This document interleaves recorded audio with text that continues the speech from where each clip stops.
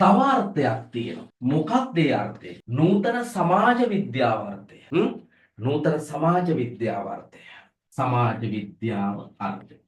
පුතාලට මතකද චූටි කාලේ ඉගෙන ගත්තා 15 වන සියවසේ යුරෝපය පුනරුදයට ලක් වෙනවා කියලා. මේ යුරෝපයේ පුනරුදයත් එක්ක අර ග්‍රීක රෝම දැනුම නැවත ඇති වෙමින් තවත් බොහෝ විෂයන් ගණනාවක් ඇති. මේ සියලු විෂයන් ඒක දර්ශනය වෙන්න පුළුවන්, නීතිය වෙන්න පුළුවන්, ගණිතය වෙන්න පුළුවන්, තාරකා විද්‍යාව වෙන්න පුළුවන්, වෛද්‍ය විද්‍යාව වෙන්න පුළුවන්. මේ විෂයන් ඔක්කොම යුරෝපයේ පොදුවේ හොගාලා කතා කරන්න පටන් ගත්තා. ඒවට සීමා මායිම් තිබුණ නෑ පැටවුනේ. හැබැයි 19 වන සියවස වෙනකොට යුරෝපයේ ඇමරිකාවේ මේ කතා කරපු ඉගෙනගත්ත සියලුම ශාස්ත්‍රීය විෂයන් කොටස් දෙකකට බෙදුණා. මේ උගන්වන්නේ නූතන සමාජ විද්‍යාව අර්ථය. මොනවද මේ කොටස් දෙක? ඒ තමයි පැටවුනේ සුද්ධ විද්‍යාව හා මානව ශාස්ත්‍ර විෂය. මානව ශාස්ත්‍ර විෂය. හරි ලේසි ඈ. හරි යුරෝපයේත් ඇමරිකාවෙත් කතා කරපු විෂයන් බෙදුණා පැටවුනේ කොටස් දෙකකට.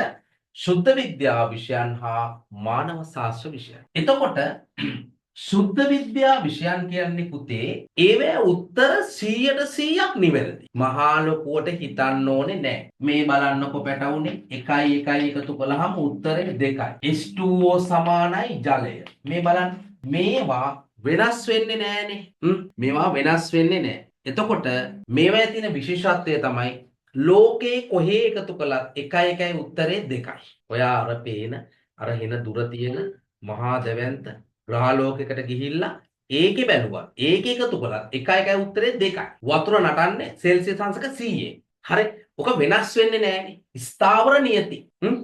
ඒ ස්ථාවර නියති ගන්න පුළුවන් විෂයන් අපි හඳුන්වනවා පැටවුනේ සුද්ධ විද්‍යාව විෂයන් කියලා. සුද්ධ විද්‍යාව විෂයන්. ගණිතය වෙන්න පුළුවන්.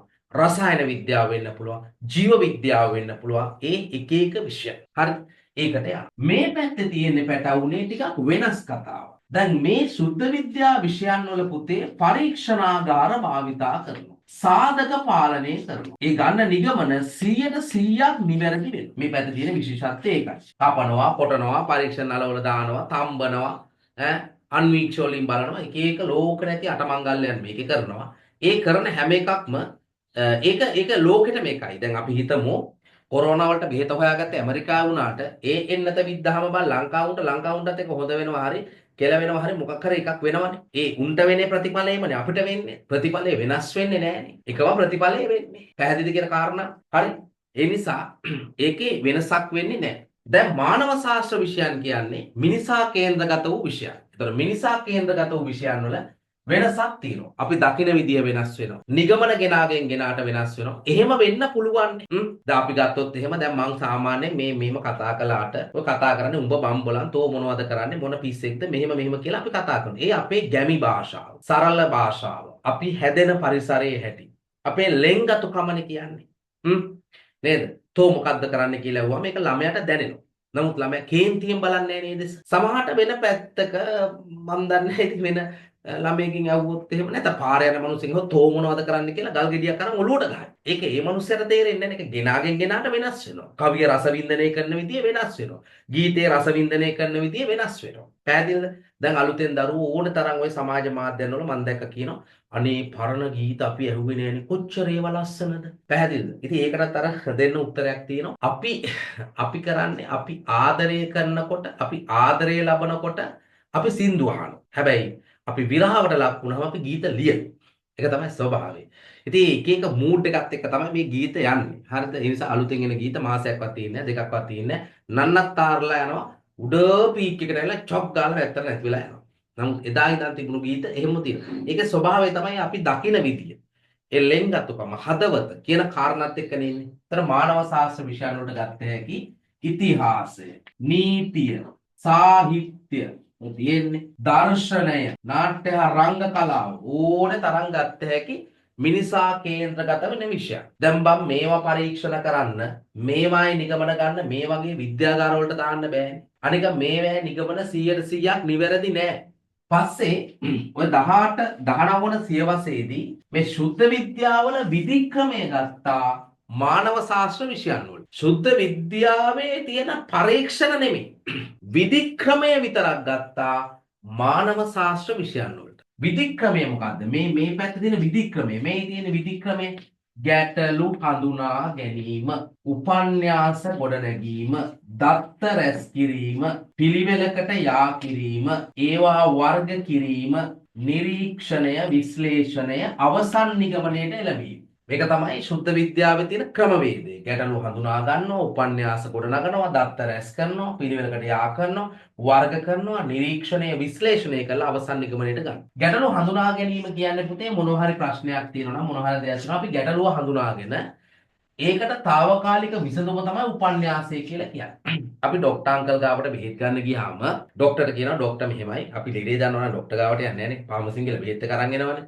හරිද? ડોක්ටර් මෙහෙමයි මගේ උණ ඔළුවක් රිදෙනවා, ඔළුව කැරකෙනවා, කොන්ද පොඩ්ඩක් රිදෙනවා, කැස්ස වගේ තියෙනවා කියලා කියවහම අපි යාට කියන රෝග ලක්ෂණ ටික. ડોක්ටර් ඇවිල්ලා මේ සක්‍රදේවේන්ද්‍ර නෙමෙයිනේ මං ලෙඩේ හඳුනා ගන්න. එහෙම ડોක්ටර්ට හඳුනා ගන්න බෑ. ડોක්ටර් කරන්නේ උපන්‍යාසයක් ගොන්න ගන්න. මේ කියන රෝග ලක්ෂණ අනුව මේකට ඇත්තේ මේ රෝගේ විය හැකියි. ඒ නිසා සමහරවල් ડોක්ටර් කියනවා මේ බෙහෙත් ටික බීලා බලන්න හරියයි. සමහරවිට අපි ගෙදර ඇවිල්ලා වේල් දෙකක් විතර බලනකොට වැඩේ හරි.